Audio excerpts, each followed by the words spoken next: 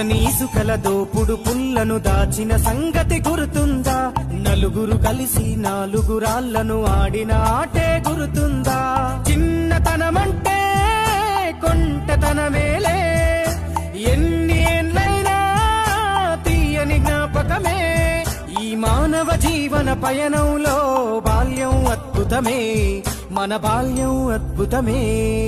వీరి వీరి గుమ్మడి పండు వీరి